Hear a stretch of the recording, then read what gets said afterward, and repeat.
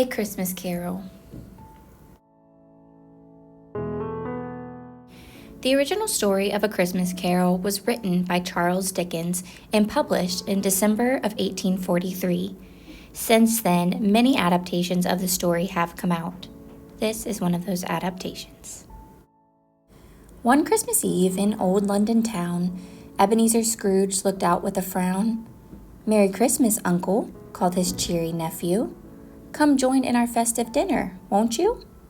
"Bah, humbug," growled Scrooge. "To Christmas Day. What's merry about it? Now just go away." Poor Cratchit, his clerk, who worked hard each day, asked Scrooge, "Is tomorrow a holiday?" "I suppose you will want me to pay you as well," grumbled Scrooge, who was stingy, as you can tell. Scrooge hated Christmas because he was greedy. He felt no pity for the poor and the needy. Later that evening, when Scrooge was alone, he heard rattling chains and a ghostly moan. Then Scrooge saw poor Marley, who in happier days was Scrooge's partner with the same selfish ways. "Scrooge," wailed the ghost, "I've come to warn thee. Mend your greedy ways, or you'll end up like me."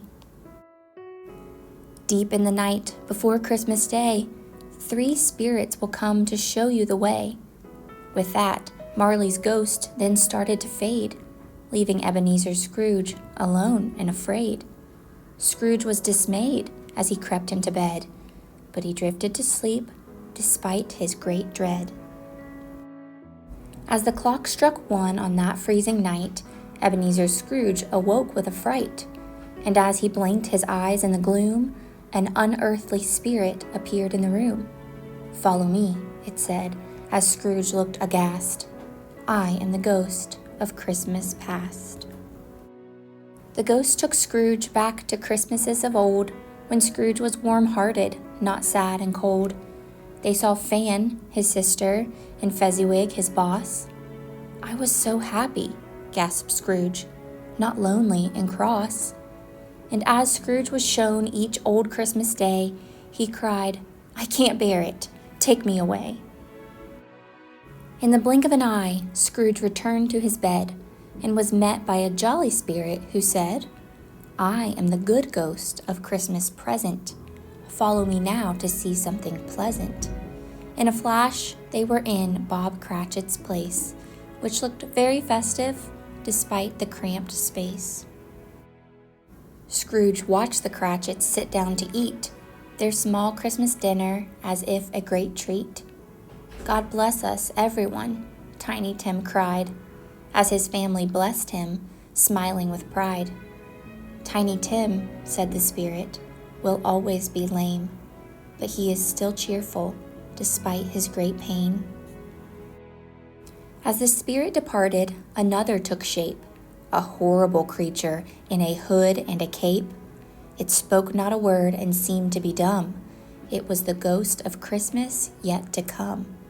At the graveyard it showed Scrooge what lay ahead. Misery and sorrow, for Tiny Tim was dead. Then Scrooge saw his own grave, unloved and unkept, alone in a cemetery where nobody wept. As they wandered the streets, he heard people say, "That old miser's gone, but who cares anyway?" As the ghost disappeared, Scrooge did something strange. He fell down and wept. "Now I know I must change." The very next moment, Scrooge woke in his bed. He raced to the window, then joyfully said, "I haven't missed Christmas. What wonderful fun! Merry Christmas," he called out, "to everyone."